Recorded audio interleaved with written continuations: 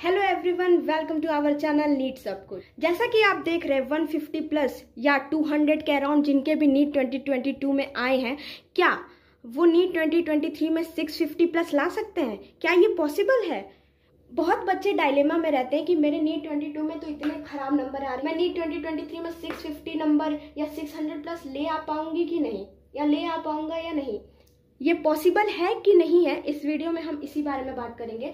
यहाँ से हमको क्वेश्चन मार्क ही हटा देना है कि ये पॉसिबल है कि नहीं। ये बिल्कुल पॉसिबल है। तो जितने भी बच्चे नीट 2022 में इतने नंबर स्कोर कर रहे हो, लगभग 150 प्लस और 200 के अराउंड, उनके लिए ये वीडियो बहुत इंपॉर्टेंट होने वाली है। वो बच्चे ये वीडियो एंड तक जरूर देखें।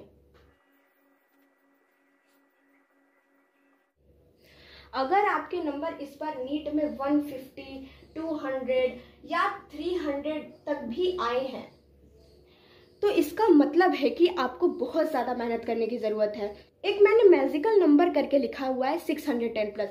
तो अगर आपको गवर्नमेंट एमबीबीएस कॉलेज में एडमिशन लेना है तो आपको इतना नंबर तो लेके ही आना पड़ेगा, और आप इतना नंबर बहुत ईजिली ला सकते हैं कुछ चीज़ें करके।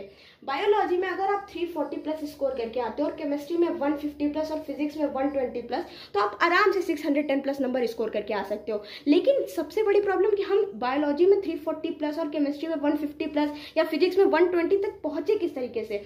तो देखिए, अगर आपके नंबर 300 से भी कम है या 400 के भी अराउंड है या उससे भी बहुत ज़्यादा कम है, तो आपको सबसे ज़्यादा फोकस करने की ज़रूरत है बायोलॉजी पे। और बायोलॉजी पे सबसे ज़्यादा किस चीज़ पे फोकस करना है? एनसीईआरटी पे। और अगर आप एनसीईआरटी को लाइन बाय लाइन पढ़ते हो और पीवाईक्यूज कर लेते हो,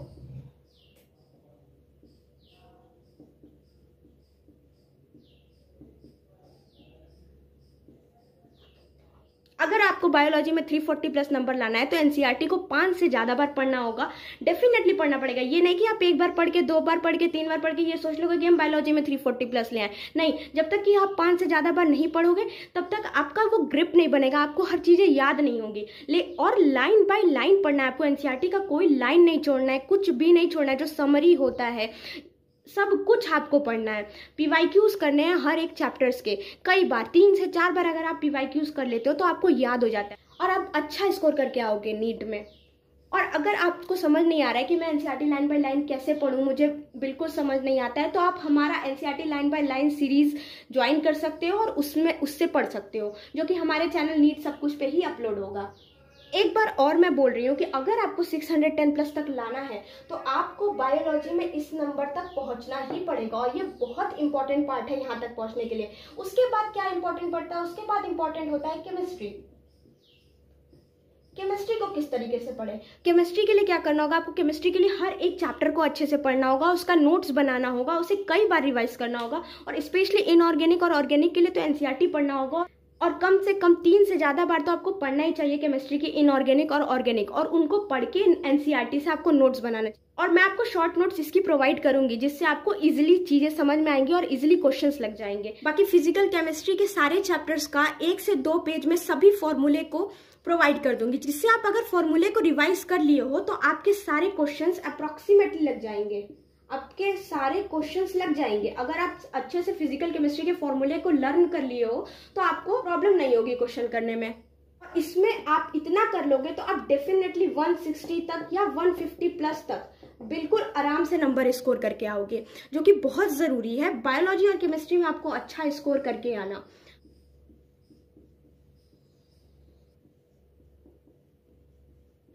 अगर फिजिक्स में 120 प्लस नंबर चाहिए तो उसके लिए आप हर एक चैप्टर्स के यूट्यूब पे वीडियोस देखो, किसी भी मेंटोर के देख सकते हो, अनअकैडमी पे देख सकते हो, फिजिक्स वाला के देख सकते हो, किसी के भी वीडियोस देखो। मैं ऐसे किसी को प्रमोट नहीं कर रही हूँ। जिसका आपको अच्छा लगे, जिसका आपको समझ में, आप उसका वीडियोस देखो, उसको देख के नोट्स बनाओ और उसको कई बार रिवाइज करो, और एक उससे फॉर्मूला शीट बनाओ 1 से 2 पेज का। कमेंट कर देना तो मैं आपको ये फॉर्मूला शीट प्रोवाइड कर दूंगी। मुझे टाइम लगेगा, लेकिन मैं ये फॉर्मूला शीट हर एक चैप्टर का आपको प्रोवाइड कर दूंगी। उसके बाद आप देख रहे होंगे कि मैंने बड़े में लिखा है PYQ। अगर आपको फिजिक्स के क्वेश्चन अच्छे से करके आने हैं नीट में तो आपको PYQ कम से कम 5 से ज़्यादा बार लगाने होंगे फिजिक्स के। और अगर आप ऐसा करते हो तो आप डेफिनेटली 120 प्लस स्कोर करके आओगे। और अगर फिजिक्स में 120 प्लस स्कोर करके आ रहे हो और बायोलॉजी में 340 प्लस स्कोर करके आ रहे हैं, केमिस्ट्री में 150 प्लस, तो आप 600 प्लस तो आराम से स्कोर करके आओगे। और अगर बहुत ज़्यादा मेहनत और अच्छे से पढ़ाई कर ली, इतना कई बार कर लिया, तो आप उससे भी अच्छे स्कोर करके आ सकते हो, 650 तक आराम से पहुंच सकते हो। आप देख रहे होंगे कि मैंने कुछ इस तरीके से बनाया है, ये बहुत इंपॉर्टेंट है। वो तो मैंने आपको एकेडमिकली बता दिया कि आपको किस तरीके से पढ़ना है, लेकिन जिस बच्चे का 150 प्लस आया होगा उसका मोटिव बहुत डाउन होगा, उसे लग रहा होगा कि मैं ये कर पाऊंगा कि नहीं, मैं ये कर पाऊंगी कि नहीं, तो आप बिल्कुल आराम से कर सकते। अगर आप अपने से प्रॉमिस करते हो कि मैं हार नहीं मानूंगी, मैं हार नहीं मानूंगा और मैं इस नंबर तक पहुंच के रहूंगा, मैं सारी मेहनत लगा दूंगा लेकिन 650 नंबर ले आके रहूंगा, अपने अंदर जज्बा बना के रखना है कि हाँ मैं नीट 2023 में 650 प्लस लेके आऊंगा।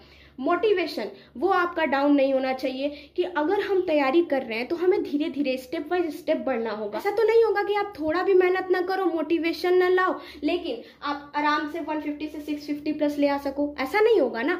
आपको अपने अंदर एक मोटिवेशन हमेशा रखना पड़ेगा कि हाँ मैं कर सकता हूँ, मैं कर सकती हूँ, मैं इतना नंबर ले आ सकता हूँ। अगर मैं बहुत ज़्यादा मेहनत करूँगा या बहुत ज़्यादा मेहनत करूँगी तो इतना नंबर आराम से लेके आऊँगी। और सबसे इंपॉर्टेंट है कंसिस्टेंसी।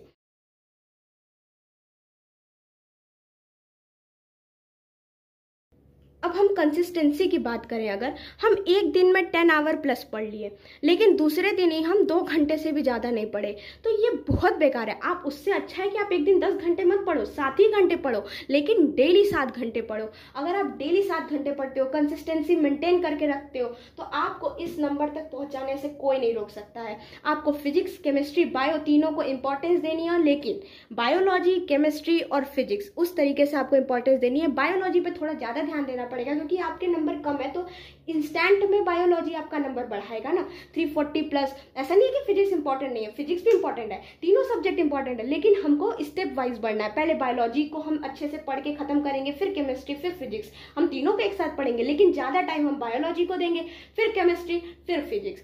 इस तरीके से अगर हम पढ़ाई करते हैं और इन सब चीज़ों को ध्यान में रखते हैं तो हम डेफिनेटली 150 से 650 तक पहुंच सकते हैं नीट 2023 में। तो आप अपने आप से प्रॉमिस करिए कि आज ही से मैं मोटिवेशन लेके, कंसिस्टेंसी से अपने अंदर जज्बा बढ़ा के बहुत मेहनत करूंगी या करूंगा, नीट 2023 में 650 नंबर लेके आएंगे। अगर आपको वीडियो अच्छी लगी हो तो लाइक कर दीजिएगा, शेयर कर दीजिएगा और सब्सक्राइब कर दीजिएगा। Thank you so much.